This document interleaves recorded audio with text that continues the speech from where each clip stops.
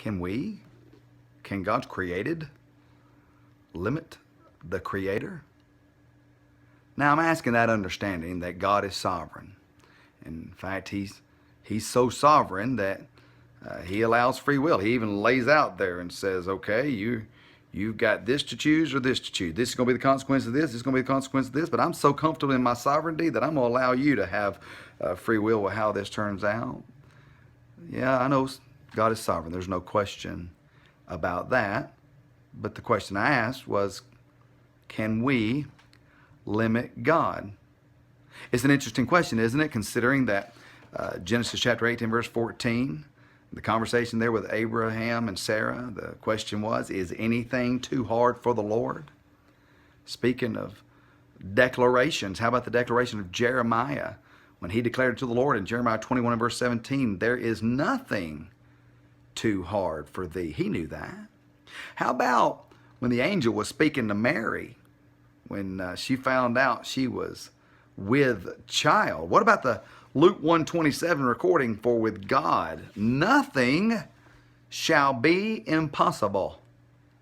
And yet I opened up this video asking the question, can we limit God? I'm asking that because onebaptist.org/devotional, you go there, and today, man, listen, the Devo today, it's about a page and a quarter. If you like to teach, disciple, just chew the fat on stuff, share a nugget at work, at the water tank, I mean, whatever.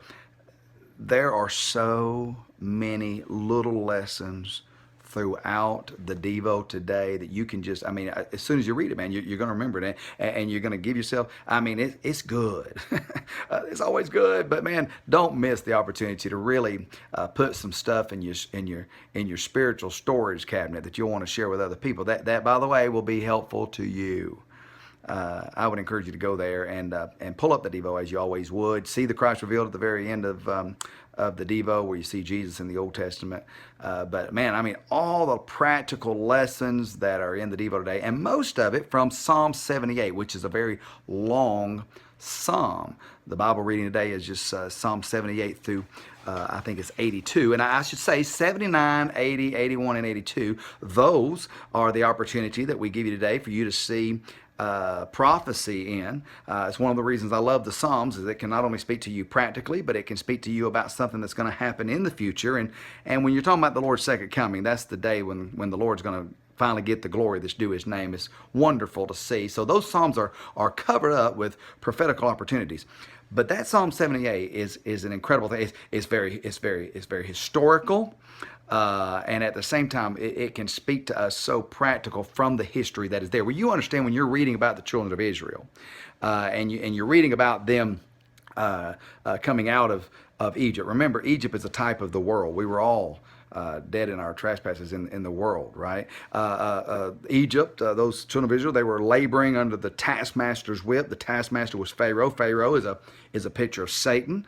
We were in bondage to him, as it tells us in Ephesians chapter 2. He was just leading us around. We thought we were going the way we would want to go, but we were really going about his way. And then when they went through that Red Sea and that Red Sea parted, that's a picture of that deliverance. That's a picture of our salvation. So while Israel is not a picture of the church, they are a picture of the individual believer, and we can learn a lot from what God says to them, because Psalm 78 says they limited the Holy One of Israel. And I just read you verses of how could that be. It could be in the fact that they did not limit him, meaning that he couldn't do a thing. It meant that he just wouldn't do a thing. And so in that respect, he couldn't, because they set a way that was contrary to the way of what he would have done, which causes me to ask this question today.